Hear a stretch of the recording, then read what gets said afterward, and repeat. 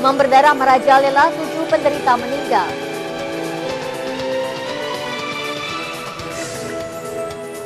Balai POM dan Dinkes sidak produsen saus dan sambal.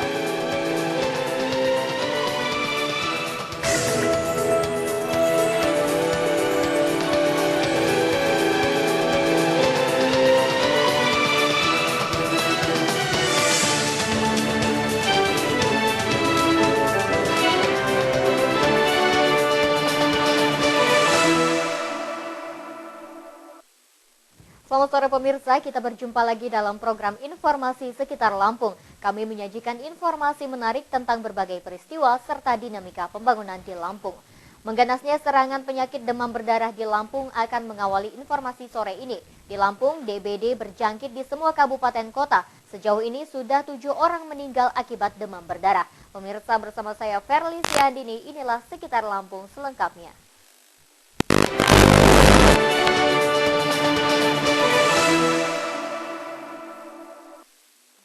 Demam berdarah mewabah di Provinsi Lampung. Berdasarkan data Dinas Kesehatan Provinsi Lampung, sepanjang bulan Januari 2015 saja, sedikitnya 287 orang terjangkit DBD. Yang memprihatinkan, 7 penderita meninggal dunia.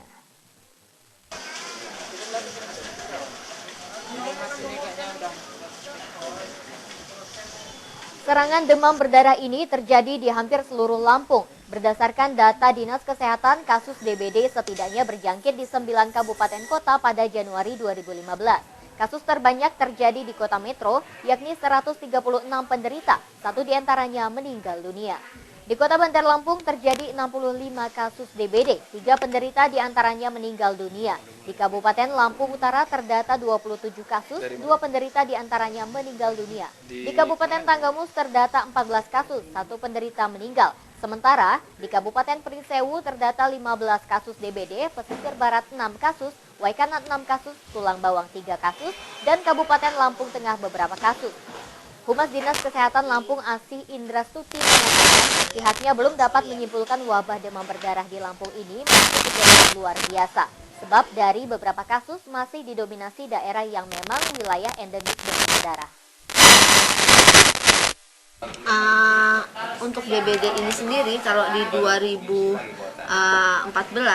itu memang dan dibandingkan dengan Januari ini memang masih didominasi oleh kabupaten kota yang memang merupakan pemberi penyumbang kasus terbanyak ya di tahun-tahun sebelumnya, yaitu di daerah Kota Metro, kemudian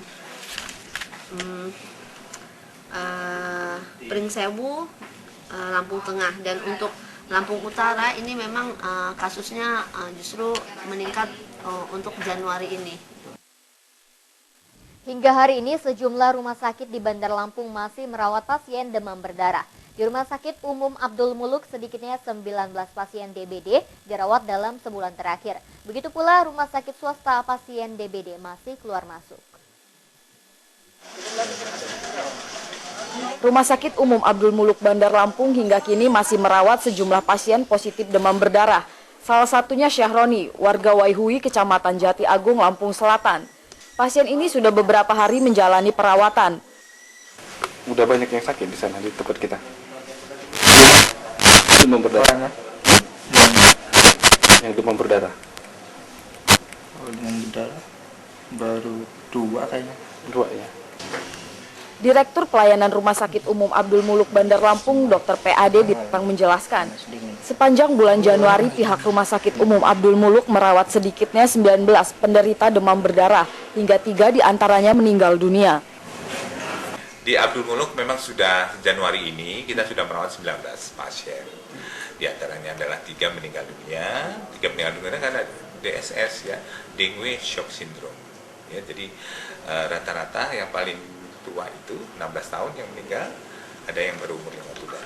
Ya, jadi memang karena Rumah Sakit Abdul Muluk adalah rumah sakit rujukan, dirujuk dalam keadaan yang sudah berat ya, sudah DSS. Ya, 1 meninggal di ICU.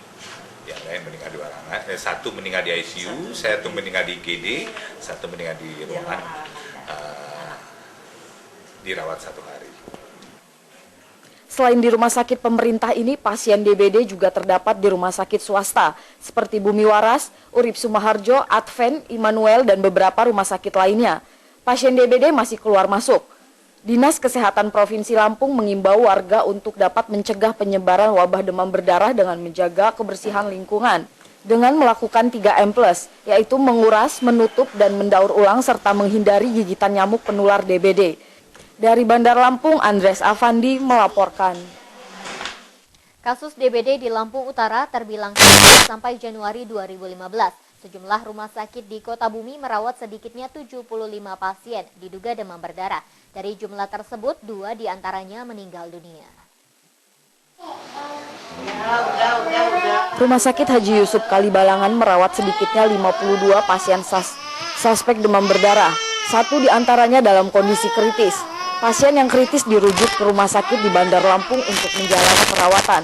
Di Rumah Sakit Haji Yusuf, penderita penyakit ini didominasi balita dan anak-anak.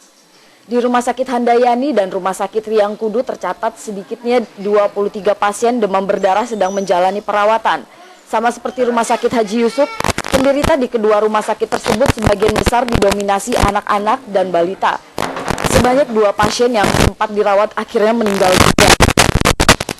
Setiap pasien yang panas di UGD langsung kami tangani karena sebenarnya dari Desember itu sudah banyak, jadi setiap pasien dengan panas sehari pun sudah kami periksa. Januari ini sampai akhir bulan Januari ada 17 kasus demam berdarah dengue dan sudah ada dilaporkan KDRS-nya, jadi format secara tertulis yang akan dilaporkan ke Dinas Kesehatan untuk tindak lanjut kasusnya. Meski mengalami lonjakan jumlah penderita, Dinas Kesehatan tidak memiliki data akurat. Dinas Kesehatan justru melansir bahwa hingga akhir Januari hanya 21 orang terkena demam berdarah. Jumlah ini meningkat dibandingkan dengan sepekan sebelumnya, yaitu hanya 17 kasus. Kasus demam berdarah bulan Januari sampai dengan 31 kemarin, jumlah resmi yang sudah ditangani rumah sakit baik itu di Lampung Utara maupun di Bandar Lampung dan terlaporkan ke Dinas Kesehatan berjumlah 21 kasus. 1 meninggal dunia dari wilayah Kecamatan Kota Bumi Selatan atas nama Muhammad Riki, umur 2 tahun. Untuk menghindari mewabahnya penyakit, tenaga medis mengimbau masyarakat untuk memberantas perkembangbiakan jentik nyamuk. Warga juga diminta untuk membersihkan lingkungan serta aktif melapor jika di lingkungannya ada yang terkena demam berdarah. Dari Lampung Utara, Haryadi Haka melaporkan. Kadis Kesehatan Provinsi Lampung Rehana menyatakan kasus DBD di Lampung belum masuk kategori kejadian luar biasa atau KLB. Satu wilayah baru dinyatakan KLB jika jumlah penderita pada bulan yang sama meningkat 3 kali lipat. Berikut penjelasan Kadis Kesehatan Lampung. Itu ada rumusnya, jadi tidak bisa kita melihat dengan melihat kasat mata saja karena banyak kita lalu menyatakan KLB. KLB itu dinyatakan bila pada tahun yang sama, pada bulan yang sama tahun yang lalu ada peningkatan kasus 2-3 kali. Itu baru, misalnya Januari tahun 2014 5, Januari tahun 2015 ini 10, nah itu baru bisa dinyatakan KLB.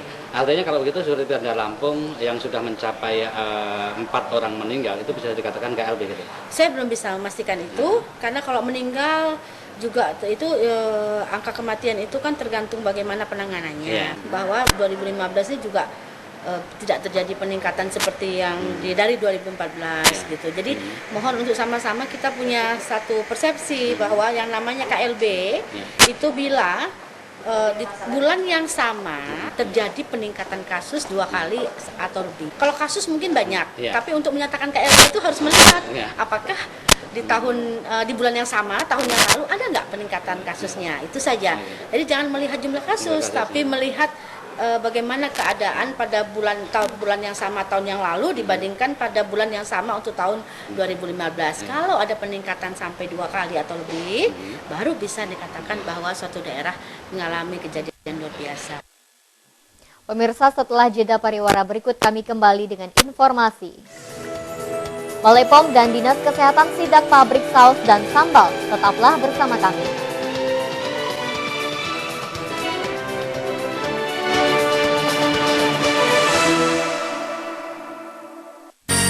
Untuk menghasilkan kue tradisional yang terbaik, saya pasti hanya menggunakan tepung beras dan tepung ketan Rose Bran. Tepungnya lebih kering, lebih halus, lebih putih, dan higienis. Hasil kuenya lebih kenyal dan lebih tahan lama.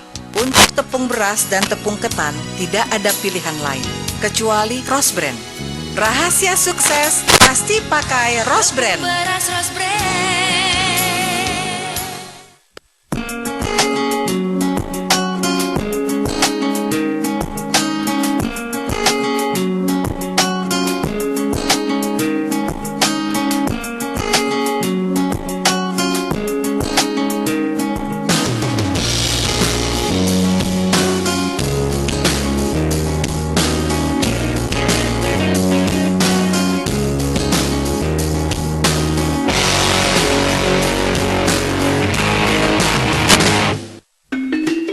Pilihan cerdas, nikmat dan sehat, minyak goreng Rose Bran.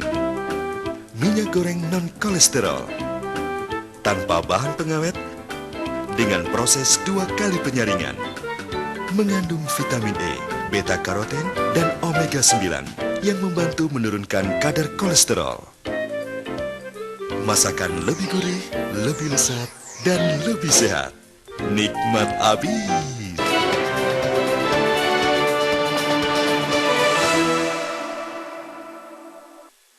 Terima kasih Anda masih menyaksikan Sekitar Lampung. Balai Besar Pengawas Obat dan Makanan Kota Bandar Lampung bersama Dinas Kesehatan Selasa pagi melakukan sidak di sejumlah produsen saus sambal yang diduga menggunakan zat kimia berbahaya bagi kesehatan. Meski tidak menemukan bahan baku saus berbahaya, petugas menemukan sejumlah tempat produksi yang tidak higienis dan tidak layak untuk memproduksi makanan. Dalam sidak ini, petugas mendatangi sejumlah tempat produksi saus sambal di kawasan Jalan Hayamuruk, Tanjung Karang Timur, Bandar Lampung. Selain memeriksa komposisi kandungan zat berbahaya bahan baku pembuatan saus sambal, petugas memeriksa kelayakan tempat produksi makanan. Setelah melakukan pemeriksaan, petugas tidak menemukan zat berbahaya yang terkandung dalam produk makanan. Namun, Balai Besar Pengawasan Obat dan Makanan menegur produsen karena tempat produksi dinyatakan tidak higienis dan kotor. Ini kan bahan bakunya dari onggok. Lah onggok itu mestinya ini loh, ini kan kotoran ini. Ini jelaga, ini kotoran ini. Ini harus dibersihkan tiap hari. Sebelum ini pakai, ini dibersihkan semua. Biar kalau ini onggok taruh sini, kasih bumbu, kasih sen, terus diaduk 90 derajat. Lah ini kalau ada angin rontok ke sini kan bumbu, tapi bumbu negatif gitu loh, karena ini kotoran gitu. Sidak ini merupakan upaya pemerintah Kota Bandar Lampung dalam mengantisipasi penggunaan zat kimia berbahaya pada produk makanan. Selain itu, untuk pengawasan produk makanan khususnya produsen saus sambal. Bahan bakunya dari onggok. Adanya kasus ya yang di Bandung, jadi kita menindaklanjutin sesuai dengan instruksi juga bahwa kami juga harus mengamankan produk-produk saus yang ada di daerah kita, yaitu khususnya Kota Bandar Lampung. Pengelolaan tempat usaha berjanji akan membenahi dan menjaga kebersihan di lingkungan rumah produksi makanan saus sambal. Dari Bandar Lampung, Andres Alfandi melaporkan. Beralih ke topik selanjutnya, pemirsa, pemerintah Kota Bandar Lampung kesulitan menanggulangi sejumlah kawasan langganan banjir di Kota Bandar Lampung. Salah satunya banjir di Kelurahan Wailuni, Kecamatan Panjang. Selain merupakan muara sungai yang kerap memicu banjir, wilayah ini juga dipengaruhi pasang surut air laut. Meski upaya penanggulan banjir secara permanen ini sulit, pemerintah Kota Bandar Lampung tetap berupaya keras untuk mengantisipasi dan mencegah terjadinya banjir di sejumlah lokasi rawan. Upaya ini dilakukan dengan pengangkatan sedimentasi dan meningkatkan palut aliran sungai. Sekretaris BPBD Kota Bandar Lampung, Erwin, juga terus mengharapkan kesadaran masyarakat untuk dapat berperan mengatasi dan mencegah banjir. Hal ini bisa dilakukan dengan menjaga kebersihan lingkungan dan tidak membangun pemukiman di bataran sungai. Kalau di daerah Panjang Wailuni, Penyebab faktor banjirnya itu banyak ya. Yang pertama, hujan di Bandar Lampung, aliran air itu bermuaranya semuanya ke Wailuni, ke laut ya. Nah, pada saat air pasang ya, tentunya air yang dari atas itu tidak bisa lancar mengalir, sehingga tertahan di bawah di sekitar Wailuni, itu mengakibatkan banjir. Tadi tinggi Mbak airnya. Sejauh ini, Badan Penanggulangan Bencana Daerah Kota Bandar Lampung telah melakukan pemetaan terhadap kawasan-kawasan rawan banjir di Kota Bandar Lampung. Pemetaan ini untuk mempercepat penanganan masalah banjir. Berdasarkan pemetaan BPBD dari 126 kelurahan di wilayah Kota Bandar Lampung, 15 kelurahan termasuk rawan banjir. Di antaranya Kelurahan Kalibalau Kencana, Kecamatan Kedamaian, Kelurahan Keteguhan, dan Kelurahan Perawata, Kecamatan Teluk Betung Timur, Kelurahan Raja Basa, Kecamatan Raja Basa, serta Kelurahan Wailuni, dan Kelurahan Pidada, Kecamatan Panjang. Dari Bandar Lampung, Andres Afandi melaporkan. Jalan di bawah lintasan kereta api atau underpass di Desa Haduyang, Teginendeng, Lampung Selatan terendam air dan berlumpur. Fasilitas umum yang dibangun untuk membantu keselamatan pengguna jalan tersebut justru tak dapat dimanfaatkan sama sekali. Warga memilih melintas di rel kereta api meskipun berbahaya. Jalan terowongan di Desa Handuyang, Teginendeng, Lampung Selatan ini selesai dibangun 6 bulan lalu. Namun warga tidak memanfaatkan fasilitas ini. Jalan terowongan ini sulit dilalui. Meski tidak diguyur hujan, air dan lumpur menutupi jalan. Awalnya warga senang ketika PT KAI membangun jalan di bawah perlintasan kereta, sebab warga tidak harus bersusah payah untuk menyeberang rel kereta api saat menuju desa lain. Selain itu, adanya jalan ini justru membuat warga lebih aman karena tidak harus menunggu kereta lewat terlebih dahulu. Namun warga yang biasa melintas wilayah tersebut kini mengeluh, kondisi jalan yang seharusnya berguna bagi masyarakat justru tidak dapat dimanfaatkan karena tertutup lumpur. Masih lewat sini terus, Pak? Ya gimana? Kalau nggak lewat situ kayak sawah. Kayak sawah ya? Kayak sawah benar. Kalau nggak lewat sini, ya kami minta ini jangan ditutup dulu kalau nggak benar dulu ini. Jadi harus benerin, Pak ya? Harus benerin dulu, ada kiri kanan ada siringnya seperti ini. Di jalan di bawah itu rusak, guys. Soalnya apa? Becek. Oh, lumpuran itu? Iya, lumpur semua. Jadi nggak layak, nggak berani lewat situ ya? Nggak berani lewat situ. Jadi selama ini nggak pernah lewat bawah ini? Enggak. Selama ada ini? Jarang. Jadi mending nunggu kereta? Iya, mending nunggu kereta. Nggak. Ada rasa takut nggak sih kalau lewat rel ini? Was-was gitu? Iyalah, rasa takut ada. Tapi mau lewat bawah nggak bisa ya? Iya. Ya cuma nunggu kereta aja lah. Itu kalau hujan banjir dong? Kalau hujan banjir. Banjir ya? Banjir kok. Ya harapannya stasiun bagusin ini aja, nggak bagusin jalannya aja. Biar bisa lewat ya? Iya, biar bisa dipakai itu jalannya. Daripada dibuat gini nggak dijalanin. Iya. Warga pernah melaporkan kondisi jalan ini ke PT KAI, namun hingga kini belum ada tindakan yang berarti. Warga berharap PT KAI secepatnya memperbaiki jalan ini sehingga dapat digunakan masyarakat.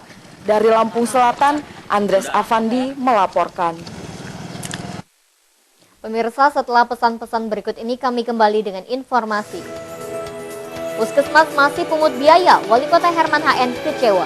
Ikuti informasinya sesaat lagi.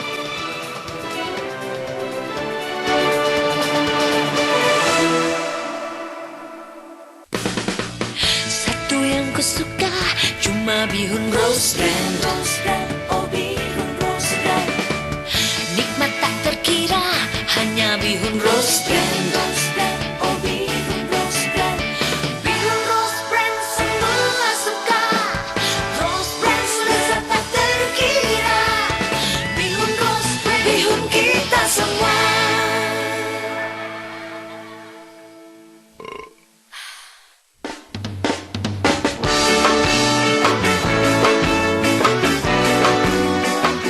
Kehadiran mereka selalu ditunggu-tunggu. Keseruan yang selalu mereka ciptakan di tempat-tempat di Lampung. Ini Lampung Yai. Setiap Sabtu dan Minggu pukul 15 waktu Indonesia Barat. Di sini, di Sindo TV Lampung. Bang, timbangin tapioka setengah kilo dong. Nggak perlu ditimbang, Neng. Tapioka Rose Brand ada yang kemasan setengah kiloan. Praktis, pasti pas. Asik dong. dong. Kalau yang karung mah udah gede, makan tempat, ribet lagi. Tapioka Rose Brand, pilihan terbaik untuk semua jenis masakan. Baru, kemasan 500 gram, Tapioka Rose Brand.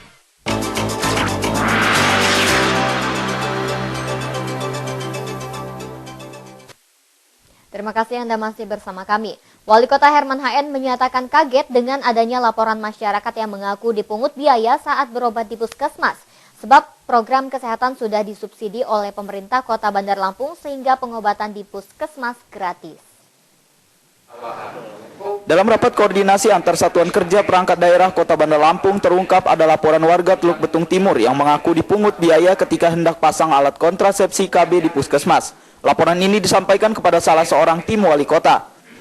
Nama, umur, dan sakit apa. Setelah itu dikasih kertas pendaftaran, diminta 5.000. Yang seharusnya ada prosedur. Mendengar laporan ini, Wali Kota Herman HN menegaskan kepada seluruh masyarakat Kota Bandar Lampung, pemasangan alat kontrasepsi KB tidak dipungut biaya. Sebab pemerintah kota sudah menganggarkan dana untuk menggratiskan biaya program KB. Alat KB minta dengan BKKBN. Gratis ya, nggak bayar. Jangan KB dicap di puskesmas bayar. Alatnya beli. Dari Bandar Lampung, Oki Firmansyah melaporkan. Banyak laporan bahwa KB. Wali Kota Herman HN akan memberikan kendaraan operasional dan mobil ambulans kepada Majelis Penyimbang Adat Lampung jika terpilih kembali menjadi wali kota periode 5 tahun ke depan. Janji tersebut disampaikan Herman HN saat memberi pengarahan pengurus MPAL Kota Bandar Lampung. Wali Kota Herman HN menghadiri acara pengarahan bagi pengurus Majelis Penyimbang Adat Lampung Kota Bandar Lampung. Acara yang digelar di Gedung Semergo ini berlangsung santai.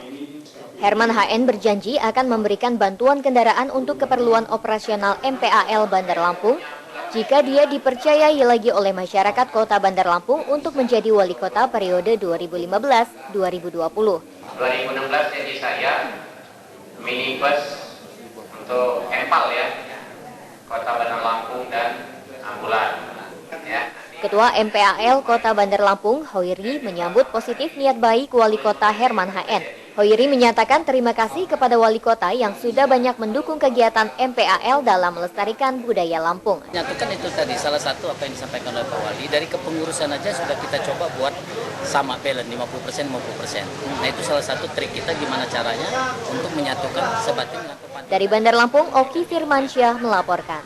Untuk menjaganya. Bupati Lampung Utara Agung Ilmu Mangkunegara akan melanjutkan program belusukan ke desa-desa pada tahun 2015 ini. Langkah tersebut sebagai komitmen Agung membangun desa dan mewujudkan kesejahteraan demi perubahan Lampung Utara yang lebih baik. Kabag Humas Pemkab Lampung Utara Tommy Suciadi menyatakan belusukan ke desa-desa masih akan menjadi prioritas kegiatan Bupati Agung Ilmu Mangkunegara. Kunjungan ke desa akan diteruskan ke desa-desa lain. Pada tahun 2014 lalu dari 23 kecamatan di Lampung Utara baru 15 kecamatan yang telah disambangi Bupati. Tahun ini semua kecamatan diproyeksikan untuk dikunjungi. Kunjungan ini untuk menyerap aspirasi masyarakat di tingkat bawah. Jadi memang sudah kita agendakan, kalau kemarin di tahun 2014 karena di tahun berjalan, beliau baru berhasil melaksanakan sekitar 15 kecamatan, kemudian dilanjutkan lagi sisa 2015, dan di 2015 ini semua kecamatan diagendakan harus terkunjungi oleh Bapak Bupati. Kunjungan Bupati Agung Ilmu Mangkunegara ke desa-desa menjadi salah satu prioritas. Sejak ia dilantik menjadi Bupati, Lampung Utara sendiri memiliki 247 desa yang tersebar di 23 kecamatan. Rozi Ardiansa dan Jimmy Irawan melaporkan. Bupati Lampung Tengah Ahmad Pairin menyerahkan SK pengangkatan kepada 29 calon pegawai negeri sipil khusus dokter. Upacara penyerahan SK ini berlangsung di aula kantor BKD di Gunung Sugi. Acara penyerahan SK untuk CPNS dokter ini dihadiri Kepala BKD, Kepala Dinas Kesehatan, Direktur Rumah Sakit Daerah Demang Pulau Raya, dan staf ahli Bupati Lampung Tengah. Pada kesempatan ini, Bupati Pairin menyerahkan 29 SK kepada CPNS dokter. Perinciannya 25 tenaga dokter umum, 2 dokter gigi, dan 2 dokter spesialis. 25 tenaga dokter umum akan ditempatkan di berbagai daerah di Lampung Tengah. Sementara untuk dokter spesialis akan ditempatkan di Rumah Sakit Daerah Demang Pulau Raya. Bupati mengharapkan 29 penerima SK CPNS ini bersedia bekerja sesuai dengan amanat undang-undang dan tidak keluar dari koridor. Pak Irin juga mendorong para dokter agar lebih giat lagi dalam melayani masyarakat. Bisa diangkat menjadi CPNS tanpa tes. Awalnya kita mengusulkan 30 tenaga dokter yang terdiri dari 3 dokter spesialis, 25 dokter umum, dan 2 dokter. Amir Mahmud dan Mujahid Bila melaporkan. Pemerintah Kota Metro menggelar sosialisasi penyusunan laporan penyelenggaraan pemerintah daerah. Sosialisasi tersebut diikuti seluruh satuan kerja perangkat daerah di lingkungan pemerintah Kota Metro. Pemirsa, laporan tadi sekaligus mengakhiri sekitar Lampung petang ini. Saya Ferli Siandini mewakili kru yang bertugas undur diri. Selamat petang dan terima kasih. Sosialisasi pelaksanaan penyusunan laporan penyelenggaraan pemerintah daerah di Kota Metro digelar Selasa pagi tadi. Penyelenggaraan sosialisasi ini untuk memandu dan membantu petugas yang tergabung dalam panitia penyusunan LPPD. Sosialisasi LPPD dimaksudkan agar penyusunan LPPD pada akhir masa jabatan Kepala Daerah 2010-2015 Kota Metro dapat tersusun secara benar dan akurat. Sosialisasi ini mendatangkan narasumber dari Biro Otonomi Daerah Sekretariat Daerah Provinsi Lampung dan Badan Pembangunan Provinsi Lampung.